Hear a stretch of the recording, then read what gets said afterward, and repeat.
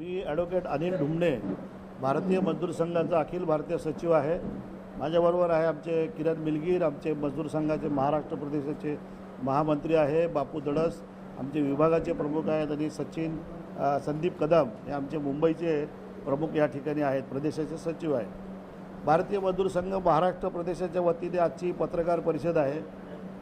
17 ऑगस्टला पूर्ण देशभर भारतीय मजदूर संघाच्या वतीने कामगारांचे जे विविध प्रश्न आहेत की गेल्या अनेक वर्षापासून प्रलंबित आहे, ज्याचा सातत्यपूर्ण पाठपुरावा आम्ही करतो आहोत, त्या प्रश्नांकडे केंद्र आणि राज्य सरकारचं लक्ष वेधण्यासाठी आम्ही देशभर आंदोलन करणार आहोत। सर्व जिल्हाधिकारी कार्यालयावर मोठ्या प्रमाणावर निदर्शन, प्रदर्शन आणि धरणं आंदोलन त्या ठिकाणी करणार आहोत। त्याच्यासाठी ही पत्रकार परिषद आम्ही या ठिकाणी आज आयोजित केली आहे। यामध्ये प्रमुख मागण्या ज्या आहेत आमच्या की आपल्याला माहिती आहे की कामगार कायद्यामध्ये जे आवश्यक बदल सरकारने करायला पाहिजे ते न केल्यामुळे अनेक कामगारांना त्याचा नुकसान त्या ठिकाणी होतो आहे। महत्त्वाचं म्हणजे कामगार राज्य विमा योजना आहे की ज्याची आत्ता वेतन मर्यादा 21,000 रुपये आहे आणि त्याच्या पुढे मोठ्या संख्येने कामगार जात असल्यामुळे ते या योजनेच्या बाहेर चाललेले, त्यांना लाभ त्याचा मिळत नाही। तरी 21,000ची मर्यादा 42,000 केली पाहिजे अशी आमची मागणी आहे। भविष्य निर्वाह निधी ही जी भविष्य निर्वाह निधीचं जी काही आत्ताची वेतन मर्यादा आहे ती 15,000 आहे, ती 30,000 केली पाहिजे। EPS 95 पेन्शन जी कामगारांना मिळते ती फक्त 1,000 रुपये सध्या वर्षाला महिन्याला मिळते, ती किमान 7,500 रुपये केली पाहिजे। बोनस कायदा आहे, 21,000 रुपये वेतन असणाऱ्या कामगारांनाच तो लागू होतो आणि मेजॉरिटी कामगार आता 21,000च्या पुढे जात असल्यामुळे कायद्याने बोनस मिळायला पात्र होत नाहीत, तर ती मर्यादा देखील 42,000 केली पाहिजे अशा आमची या ठिकाणच्या प्रमुख मागण्या आहेत। त्याचबरोबर सरकारने जे नवीन कामगार कायदे केलेले आहेत त्या नवीन कामगार कायद्यातील इंडस्ट्रियल रिलेशन कोड आणि दुसरा occupational safety health and working condition code, या दोन कायद्यामध्ये अनेक तरतुदी अशा आहेत की त्या कामगार हितांना बाधा आणणाऱ्या आहेत, तर त्या दुरुस्त केल्या पाहिजे।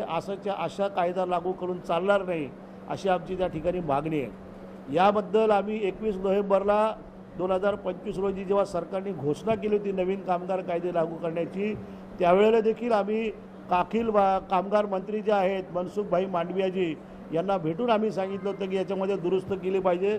तेव्हा त्यांनी आम्हाला आश्वासन दिलं होतं की आपण इन ड्यू कोर्स आपण हे बदल करू, पण त्यांनी ते अद्यापपर्यंत केलेले नाही।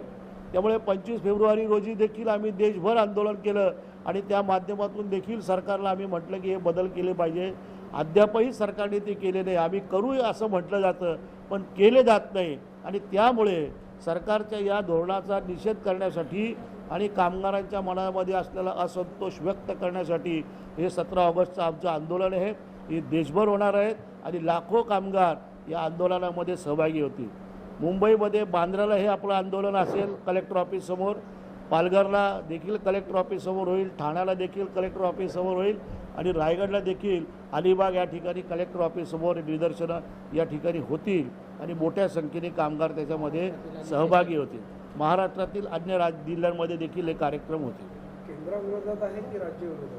केंद्र आणि राज्य विरोधा म्हणण्यापेक्षा जे काम केंद्र सरकारने केलं पाहिजे ते त्यांच्यासाठी आहे आणि जे काम राज्य सरकारने केलं पाहिजे त्यांच्या दोघांच्या विषयाकडे लक्ष वेधण्यासाठीचा हा विषय आहे। कारण की अनेक विषय जे आहेत की ते राज्याच्या अंतर्गत देखील आहेत आणि त्याच्यासाठी देखील आम्ही सातत्यपूर्ण पाठपुरावा करतो आहोत, ते पण होत नाही। त्यामुळे दोघांच्या विषयाकडे लक्ष वेधण्यासाठीचं हे आंदोलन। भारताला कृषीप्रधान देश मानला जातो, किसान ज्या संख्येने दिल्लीत आंदोलनं केली त्यांना अडवण्यासाठी नाही, आमचा किसान आंदोलनाने याचा हा विषय पूर्णपणे वेगळा आहे। भारतीय मजदूर संघाने हे नवीन कामगार कायदे आहे, कामगार कायद्यांमध्ये बदलाची गरज ही आम्ही वेळोवेळी अधोरेखित केलेली होती आणि आता सरकारने जे 4 कामगार कायदे केलेले आहेत नवीन, त्यातले 2 कायदे हे कामगारांच्यासाठी अत्यंत चांगले आहेत आणि त्यामुळे त्याचं स्वागत देखील आम्ही केलं आहे। त्याच्यामध्ये सामाजिक सुरक्षा कोड आहे, वेतन कोड आहे, हे दोन्ही कायदे कामगारांच्या हिताचे आहेत आणि त्याचं स्वागत आम्ही केलं आहे। अन्य 2 कायदे देखील त्यामध्ये देखील अनेक चांगल्या तरतुदी आहेत, पण केवळ त्या चांगल्या आहेत म्हणून बाकीच्याकडे दुर्लक्ष करून चालणार नाही आणि त्यामुळे ज्या गोष्टींच्यामुळे कामगारांच्या हिताला बाधा येणार आहे त्या बदलल्या पाहिजे अशी आमची सरकारची भूमिका आहे। सरकारकडे हे सर्व कायदे रद्द करावे असं भारतीय मजदूर संघाची मागणी नाही।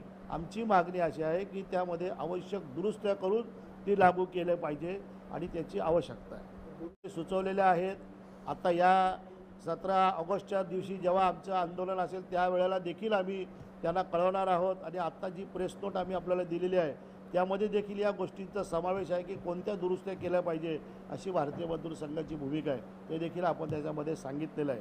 आम्ही या वेळोवेळी केंद्र आणि राज्य सरकारला त्या त्या स्तरावर कळवलेलं आहे. आम्हाला सांगण्यात येतं की हे करू पण प्रत्यक्ष ते होत नाही हा आमच्या समोरचा या ठिकाणचा प्रश्न आहे.